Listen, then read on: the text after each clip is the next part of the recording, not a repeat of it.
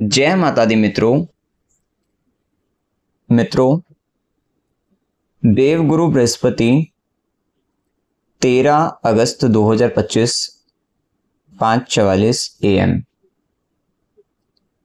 ये पुनर्वसु नक्षत्र में गोचर करने वाले हैं और ये 18 जून 2026 रात्रि 9:32 तक ये पुनर्वसु नक्षत्र में गोचर करेगी।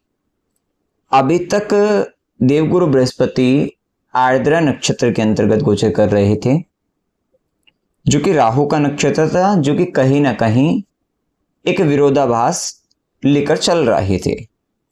लेकिन देवगुरु बृहस्पति जो कि सर्वाधिक शुभ ग्रहों में से हैं, साथ ही अब ये अपने नक्षत्र पुनर्वसु नक्षत्र जो कि बहुत शुभ नक्षत्र है, जब ये इसमें गोचर करेंगे तो कहीं ना कहीं लाभ अधिक देने वाले रहेंगे।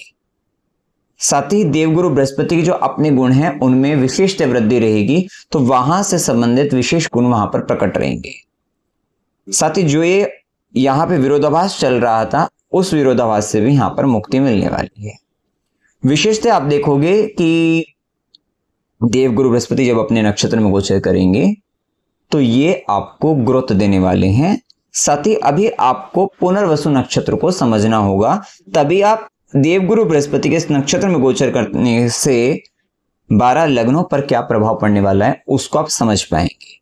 साधारण सी बात है, पुनर्वसु ये नाम से इसका स्पष्ट है कि दोबारा से वसु हो जाना, दोबारा से समृद्धि प्राप्त हो जाना, दोबारा से ग्रो करना, राइज करना, ये इसको बताता है। अर्थात बहुत सारी चीजें या जहां जहां आपकी कुंडली के अंतर्गत या जो भी क्षेत्र के अंतर्गत, अब वो अभी हम लगन पर जब जाएंगे तब आपको अच्छे से पता लगेगा, लेकिन इसको समझने का मतलब ये है कि जहां पर या जिस व्यक्ति के जीवन में जो बिल्कुल डाउन में चला गया था, वो दोबारा से जो रिन्यू होना है, दोबारा से जो रिवाइवल है, पुनर्जीवन जो उसको मिलना है, वो इस पुनर्वसु नक्षत्र की विशेषता को बताता है। तो यहां पर यह स्थिति आपको देखने को मिलेगी, क्योंकि ये नक्षत्र जो है राइज फ्रॉम ऐश को बताता है। जो व्यक्ति बिल्कुल आर्द्रा में क्या हुआ था, तूफान आया था, सब कुछ खत्म हो गया था, तो जो बिखर गया था, खत्म हो गया था, या फिर व्यक्ति राख हो चुका था, तो उसको दोबारा से जो उठने के लिए जो नक्षत्र है ये पुनर्वसु है। तो अब इस नक्षत्र की ऊर्जा को जो हम देवगुरु बृहस्पति के साथ, क्योंकि ये देवगुरु बृहस्पति का नक्षत्र है, मिथुन राशि के अंतर्गत और कर्क राशि में पड़ता है, तो जब हम इसको लेकर चलेंगे तो आप देखेंगे कि 12 लग्नों के अंतर्गत देवगुरु बृहस्पति जिन जिन भावों के स्वामी बनकर जहां पर बैठेंगे जाकर, वहां पर ये पुनर्वसु का प्रभाव प्रकट कर देंगे। वहां पे पुनर्वसु नक्षत्र की जो विशेष गुण हैं ये वहां पर आपको देखने को मिल जाएंगे। मित्रों, कर्क लगन के जातकों के लिए देवगुरु बृहस्पति का पुनर्वसु नक्षत्र में गोचर यह 12वें घर में होगा। विशिष्ट कर्क लगन के जातकों के लिए, आपके लिए गुरु ग्रह ये षष्ठेश बनते हैं और नवमेश भाग्येश बनकर व्यय भाव में गोचर कर रहे हैं पुनर्वसु नक्षत्र। तो विशेषतः आपके लाइफ में दोबारा से जो वसु होने जा रहा है, तो वो कुंडली के 12वें घर से संबंधित होगा।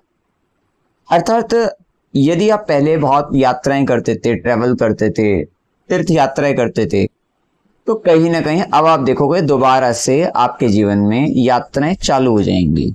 दूर देश, प्रदेश, विदेश यात्रा ये सब होती हुई दिखाई देगी, या उससे रिलेटेड आप कुछ डॉक्यूमेंट्स रिलेटेड वर्क करते थे, फॉरेन से रिलेटेड, या आप टूर एंड ट्रैवल से रिलेटेड, उससे रिलेटेड कुछ करते थे, टिकट से रिलेटेड कुछ काम करते थे, तो वो सब में आपके जीवन में दोबारा से तरक्की आपको मिलती हुई दिखाई देगी। तो उस दृष्टि से भी आपको बहुत लाभ मिलने वाला है। विशेषतः आप देखेंगे कि अगर आप ये काम कर ही रहे थे, यात्राएं कर ही रहे थे, तो कहीं ना कहीं रिपीटेशन आपके जीवन में होता हुआ दिखाई देगा। हो सकता है कि आप एक स्थान पर पहले गए, एक बार गए इसी समय के अंतर्गत में, और फिर आप दोबारा से फिर से एकदम तुरंत जाना पड़ रहा है, बार बार करना पड़ रहा है, तो कहीं ना कहीं रिपीटेशन भी वहां पर देखने को मिलेगा। लेकिन जितने भी यात्राएं करने से आपको विशिष्ट भाग्य की वृद्धि, भाग्य लाभ और आपके जीवन में दोबारा से प्रॉस्पेरिटी आती हुई दिखाई दे, या आप दोबारा से वही स्टेटस अचीव करते हुए दिखाई दे। विशेषतः 12वां घर आपकी बेडरूम लाइफ को, आपकी स्लीप को, आपकी नींद को, उसको भी बताता है। तो यहाँ आप देखोगे कि आप पहले की भांति सुकून से सो पाओगे, या कहीं ना कहीं वो बेडरूम लाइफ भी जो डिस्टर्ब चल रही थी वहां पर भी आपको शांति देखने को मिल जाएगी। देखिए यहाँ पर अगर आप रिलेशंस की बात करेंगे तो आपकी दादी व नाना, इनकी लाइफ के अंतर्गत भी दोबारा से जीवन में वृद्धि, तरक्की, या अगर स्वास्थ्य की दृष्टि देखा जाए वो भी, उसमें भी लाभ, पिता के भी स्वास्थ्य में, या पिता पर भी पहले हो सकता है तो पिता दूर चले जाएं कहीं, तो एक तो ये भी स्थिति बनती है, या पिता पर खर्च करके, पिता पर व्यय करके उनके जीवन में दोबारा से उनको जीवन में वृद्धि, तरक्की, लाभ मिलता हुआ दिखाई दे। स्वास्थ्य संबंधित परेशानी चल रही थी तो डॉक्टर अच्छा मिल गए, कंसल्टेंट अच्छे मिल गए, तो दोबारा से आप के पिता ठीक हो गए, अच्छे से स्वस्थ हो गए, तो ये भी आप कह सकते हैं। कुल मिलाकर इस दृष्टि से भी ये आपको बहुत बेहतर परिणाम आपको दे सकता है। धार्मिक खर्चे आपके बढ़ेंगे, पहले करते थे अब और ज्यादा इस समय में होते हुए दिखाई देंगे, रिपीटेशन के साथ 2 बार 3 बार इस तरीके से भी आपको चीजें देखने को मिल जाएंगी। विदेश से संबंधित कुछ कार्य, डॉक्यूमेंट्स रिलेटेड करना था तो 1-2 बार तो जाना, मतलब सेम काम को 2 बार करना पड़ेगा, लेकिन ये काम आपका होता हुआ दिखाई देगा जो कि आपको ग्रोथ देगा।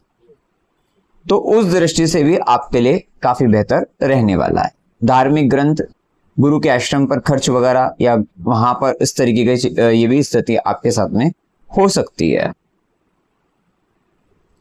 विशेषतः इस समय के अंतर्गत आप कहीं ना कहीं धार्मिक यात्रा करते समय धार्मिक चीजों पर जो खर्च हम बता रहे हैं वो करेंगे तो आपके लिए काफी बेहतर होता हुआ दिखाई देगा। बुजुर्गों को, बड़े बुजुर्गों को यात्राएं करा सकते हैं अपने घर की, तो वो भी आपके लिए काफी बेहतर परिणाम आपको देखने को उसके भी मिलेंगे। साथ ही यहाँ पर गुरु की जो 5वीं दृष्टि रहेगी चतुर्थ भाव पर, जो कि सुकून, शांति और आनंद देने वाली भूमि, भवन, वाहन, सुख इत्यादि आपको दे सकती है। सीधी दृष्टि 6ठम भाव पर रहेगी जो कि रोग रिपुण पर विजय प्राप्त कराने वाली आपकी रहेगी, और वहीं गुरु की 9वीं दृष्टि 8म भाव पर आकस्मिक परेशानियों से आपको बचाकर रखेगी। हाँ, ये भी स्थिति आप ज्यादा देखते हुए दिखेंगे, बिना सोचे समझे आप बहुत लोगों के इस समय में हेल्प करते हुए, मदद करते हुए दिखाई देंगे, तो ये सारी स्थिति भी आपको देखने को मिल जाएगी। साथ ही देवगुरु बृहस्पति का व्यय भाव पर, जो मिथुन राशि पर, जो 12वें घर में पुनर्वसु नक्षत्र में, आपका डॉक्टर पर, कंसल्टेंट पर, ज्योतिष पर, इन पर खर्चा हो सकता है, जो कि आपको जीवन में वृद्धि, तरक्की, ग्रोथ देगा। ये सब साथ ही आप के, क्योंकि खर्चे में आप देखोगे कि आपके पहले, जैसे आप पहला खर्च, कितनी बार क्या होता है, व्यक्ति पहले बहुत अच्छा खर्च कर पाता था, बीच में समय ऐसा आ गया कि नहीं खर्च कर पाया, आप देखोगे आप पहले की बात ही काफी अच्छा खर्चा करना शुरू कर सकते, मतलब खर्च कर रहे हैं, तो ये भी स्थिति देखने को मिलेगी, खर्च कर पा रहे हैं, तो ये सब भी स्थिति देखने को मिल सकती है। अभी देखिए यहाँ पर हम बता रहे हैं क्योंकि 12वें घर हॉस्पिटल का भी है, और वहां पर देवगुरु बृहस्पति मिथुन राशि में, पुनर्वसु नक्षत्र में, तो यहाँ पर देखिए हो सकता है कि आप पहले डॉक्टर के जाते थे, अभी बीच में नहीं जा रहे थे, आपका ट्रीटमेंट चल रहा था, बीच में आपको लगा कि नहीं अच्छे डॉक्टर मिले, इस समय हो सकता है कोई अच्छा डॉक्टर मिल जाए, कोई अच्छा कंसल्टेंट मिल जाए, और आप चाहे तो वहां से फिर से आपको सुकून मिले, लाभ मिले आपको, तो ये सब भी देखने को मिल सकता है। जिन लोगों को पैरों से संबंधित, तलवों में, फोटो में वहां पर इश्यूज था, परेशानी थी, या गर्दन से संबंधित परेशानी चल रही थी, तो उनको वहां पर लाभ मिलता हुआ दिखाई देगा, तो ये दृष्टि से भी आपके लिए काफी बेहतर आपको देखने को मिलेगा। विशेषतः षष्ठेश बनकर भी 12वें घर में मिथुन राशि के अंतर्गत पुनर्वसु नक्षत्र में है, तो आप देखोगे कि मामा, मौसी इत्यादि पर भी आपके खर्चे होते हुए दिखाई देंगे, या उनके जीवन में भी कुछ ऐसी तरक्की, वृद्धि आपको देखने को मिलेगी, वे भी कहीं ना कहीं राइज करते हुए दिखाई देंगे, तो ये सब भी देखने को आपको देखने को मिल सकता है। विशेषतः ये समय कहीं ना कहीं आपके लिए दान पुण्य कर्म करके अपने जीवन में सुकून, शांति, आनंद लाने का समय रहेगा, तो ये स्थिति देखने को मिलेगी। उपाय आपको क्या करने चाहिए? सबसे पहले तो अच्छी बात यह है कि इस समय के अंतर्गत बड़े बुजुर्ग व्यक्ति को धार्मिक यात्राएं करा दीजिए। जो ब्राह्मण प्रवृत्ति के व्यक्ति हैं या ज्ञानी व्यक्ति हैं, वहां पर आप उनको धार्मिक ग्रंथ भेंट कर सकते हैं। संत व्यक्ति को धार्मिक ग्रंथ दे सकते हैं। ये आपके लिए बहुत अच्छा उपाय रहने वाला है। ये करने से आपको भाग्य का भी साथ मिलेगा, सपोर्ट अच्छा मिलेगा, गुरु कृपा, देव कृपा, वो सब आपको अच्छी प्राप्त होती हुई दिखाई देगी। तो आप ऐसा भी यहाँ पर कर सकते हैं।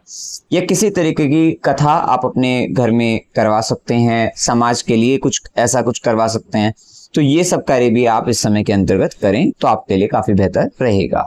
इस समय में अगर आप राम नाम लिखते हैं तो आपको विशेष लाभ आपको देखने को इस समय में मिलेगा। तो मित्रों, जानकारी अगर आपको अच्छी लगी वीडियो को लाइक कीजिएगा, शेयर कीजिएगा और चैनल को सब्सक्राइब कीजिएगा। जय माता दी।